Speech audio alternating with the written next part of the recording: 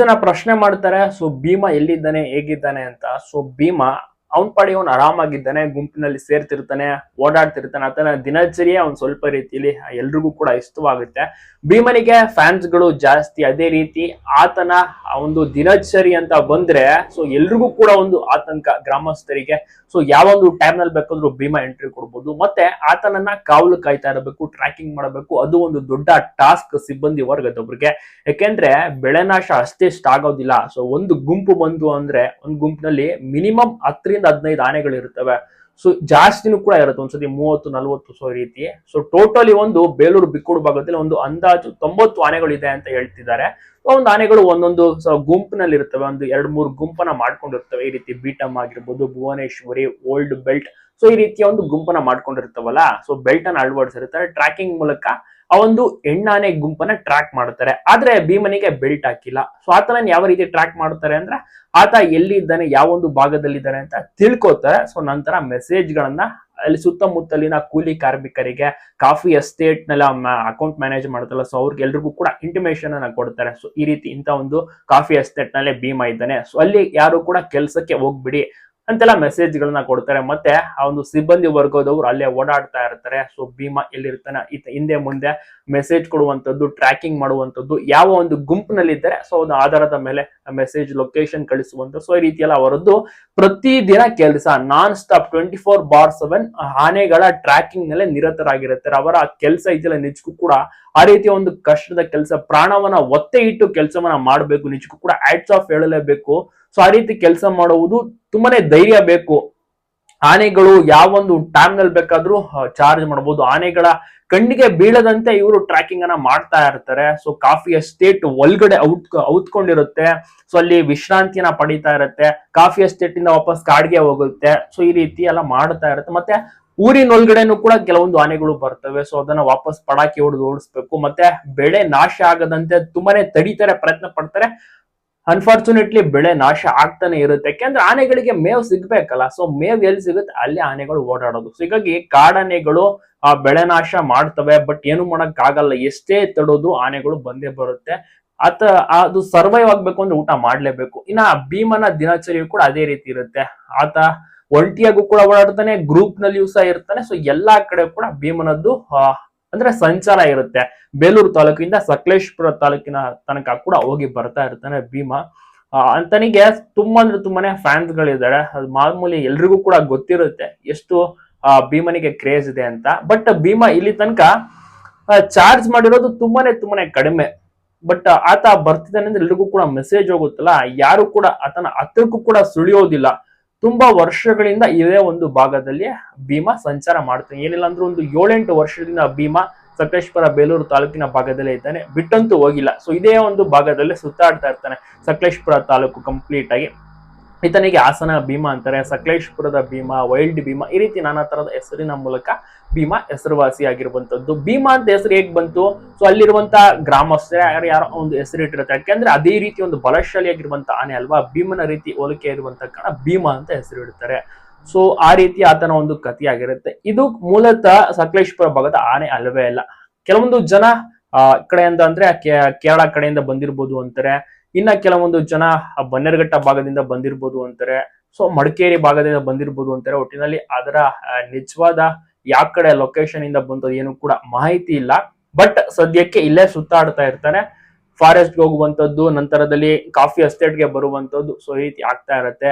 ರೈತರಂದು ತುಂಬಾನೇ ಆತಂಕದಲ್ಲಿರ್ತಾರೆ ಯಾವಾಗ್ಲೂ ಕೂಡ. ಯಾಕಂದ್ರೆ ಅವರು ಆನೆಗಳ ಜೊತೆನೆ ಜೀವನ ನಡೆಸಬೇಕು. ಆನೆ ಮತ್ತೆ ಮಾನವನ ಸಂಘರ್ಷ ನಿರಂತರವಾಗಿ ತುಂಬಾ ವರ್ಷಗಳಿಂದ ನಡೀತಾ ಇದೆ.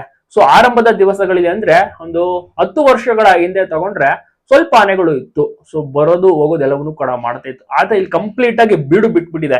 ಈ ಒಂದು ತಾಲೂಕಿನಲ್ಲಿ ಶಾಶ್ವತವಾಗಿ ಆನೆಗಳನ್ನ ಕಳಿಸೋಕಂತೂ ಖಂಡಿತ ಸಾಧ್ಯ ಇಲ್ಲ.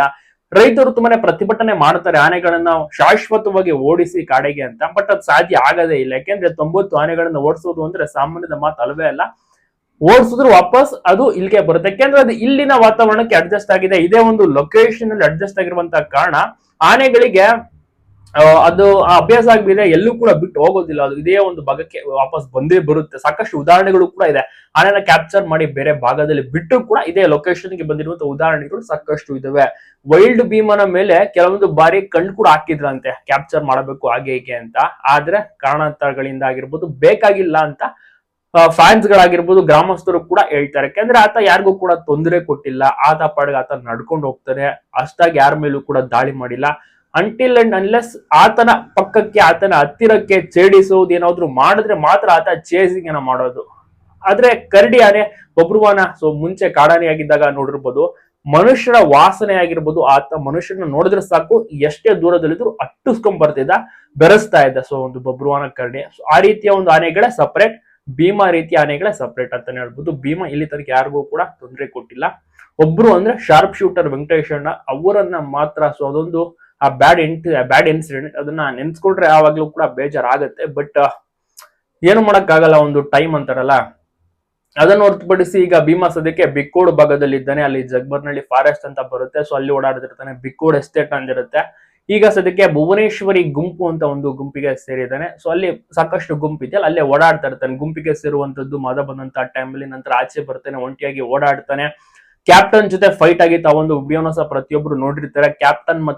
ಕ್ಯಾಪ್ಟನ್ ಎಲ್ಲೋದ ಅಂತ ತುಂಬಾ ಜನ ಪ್ರಶ್ನೆ ಮಾಡ್ಬೋದು. ಅದಕ್ಕೆ ಕ್ಯಾಪ್ಟನ್ ಸುಳಿವಿಲ್ಲ, ಬಹುಶಃ ಬೇರೆ ಒಂದು ಕಾಡಿನಲ್ಲಿ ಇರ್ಬೋದು. ಎಲ್ಲೂ ಕೂಡ ಕಾಣಿಸಿಲ್ಲ, ಸದ್ಯಕ್ಕಂತೂ ಎಲ್ಲೂ ಕೂಡ ಕಾಣಿಸಿಲ್ಲ. ಗುಂಪನ್ನ ಬಿಟ್ಟೋಗಾಗಿದೆ. ಬಿಟ್ಟಮ್ಮ ಗುಂಪಿನಲ್ಲೂ ಇಲ್ಲ, ಭುವನೇಶ್ವರಿ ಗುಂಪಿನಲ್ಲೂ ಇಲ್ಲ, ಎಲ್ಲೂ ಕೂಡ ಇಲ್ಲ. ಸದ್ಯಕ್ಕೆ ಒಂಟಿಯಾಗಿ ಓಡಾಡ್ತಿದ್ದಾನೆ, ಗುಂಪಿಂದ ಬೇರ್ಪಟ್ಟಿದ್ದಾನೆ ಕ್ಯಾಪ್ಟನ್ ಸುಳಿವೆಲ್ಲೂ ಕೂಡ ಇಲ್ಲ ಸದ್ಯಕ್ಕೆ. ಒಂದು ಹಾಸನ ಜಿಲ್ಲೆಯಲ್ಲೇ ಖಂಡಿತವಾಗಿಯೂ ಕೂಡ ಇರ್ತಾನೆ, ಬಟ್ ಎಲ್ಲಿದ್ದಾನೆ ಅಂತ ಯಾರಿಗೂ ಕೂಡ ಮಾಹಿತಿ ಇಲ್ಲ.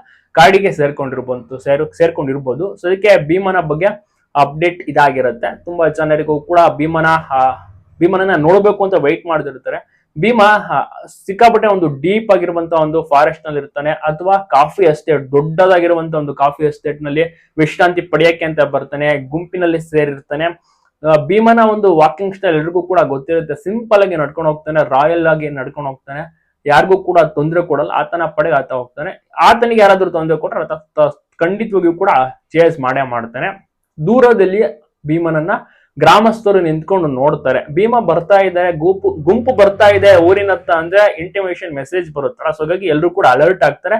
ಆ ಒಂದು ದಿವಸ ಯಾರು ಕೂಡ ಕಾಫಿ ಎಸ್ಟೇಟ್ಗೆ ಕೆಲಸ ಮಾಡಕ್ಕೆ ಹೋಗಲ್ಲ. ಸೊ ಈ ರೀತಿ ಪ್ರೊಸೀಜರ್ಗಳು, ಈ ಒಂದು ದಿನಚರಿಗಳು ಬೇಲೂರು ತಾಲೂಕು, ಸಕಲೇಶಪುರ ತಾಲೂಕಿನಲ್ಲಿ ನಡೀತಾ ಇರುತ್ತೆ. ಸೊ ಒಂದು ಭೀಮನ ಒಂದು ಏಜ್ ನೋಡೋದಾದ್ರೆ 50ರಿಂದ 55 ವರ್ಷ ಅಂತ ಅಂದಾಜಿಸಲಾಗಿದೆ. ತೂಕ 5,500ದಿಂದ 6,000 kg ಇರ್ಬೋದು ಅಂತ ಎಲ್ಲರೂ ಕೂಡ ಹೇಳ್ತಾರೆ. ಅಂದಾಜು ಅದು ಯಾರು ಕೂಡ ಏನ್ ತೂಕ ಹಾಕಿ ನೋಡಿರೋದಿಲ್ಲ. ಬಟ್ ಆತನ ಒಂದು ವೆಲ್ ಬಿಲ್ಟ್ ಅನ್ನ ನೋಡೋದ್ರೆ ಎಲ್ಲರೂ ಕೂಡ ಆಶ್ಚರ್ಯ ಪಡ್ತಾರೆ, ಏನ್ ಈ ರೀತಿ ಇದನ್ನಲ್ಲ ಭೀಮ ಅಂತ. ಗ್ರಾಮಸ್ಥರಿಗೆ ಒಂದು ಸತಿ ಕೇಳಿದ್ರೆ ಏನಂತಾರೆ ಗೊತ್ತಾ, ಏನಿದೆ ಈ ರೀತಿ ಇದೆ ಈ ಪಟ್ಟಿ ಭೀಮ, ಸೊ ಈ ಒಂದು ಆನೆ ಮುಂದೆ ಯಾವ ಆನೆ ಕೂಡ ಇಲ್ಲ ಅಂತಾರೆ. ಸೊ ಆ ರೀತಿಯ ಒಂದು ಸೈಜ್ ಭೀಮ ಇದ್ದಾನೆ. ಭೀಮನಿಗೆ ಸ್ವಲ್ಪ ಕಿವಿಲಿ ಅರ್ದಿರುತ್ತೆ, ಅದು ಫೈಟ್ ಮಾಡುವಂತ ಟೈಮ್ ಆಗಿರ್ಬೋದು. ಬಟ್ ದಂತವು ಕೂಡ ನೋಡಿರ್ಬೋದು. ಸೊ ದಂತ ಮುಂಚೆ ತುಂಬಾನೇ ಉದ್ದ ಇತ್ತು, ಆದ್ರೆ ಈಗ ದಂತ ಚಿಕ್ಕದಾಗಿದೆ. ಕಾರಣ ಕೆಲವೊಂದು ಬಾರಿ ಕಟ್ಟ್ಯಾನ ಆಗಿರ್ಬೋದು. ಮುಂಚೆಗೂ ಇಂದಿಗೂ ಚಿಕ್ಕದಾಗಿದೆ ದಂತ.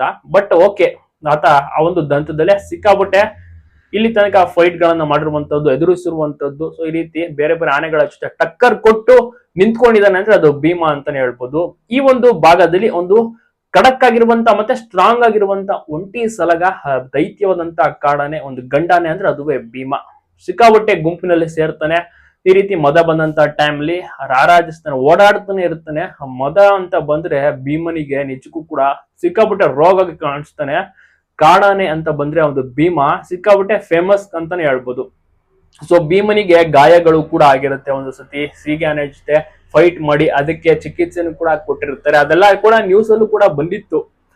ಇಷ್ಟ ಆಗಿದೆ ಒಂದು ಭೀಮನ ದಿನಚರಿ. ಪ್ರತಿದಿನ ಆತನನ್ನ ಟ್ರ್ಯಾಕಿಂಗ್ ಮಾಡ್ತಾನೆ ಇರ್ತಾರೆ, 24 hours ಅಂತಾನೆ ಹೇಳ್ಬೋದು. ಭೀಮ ಆರಾಮಾಗಿ ಓಡಾಡ್ತಾ ಇರ್ತಾನೆ.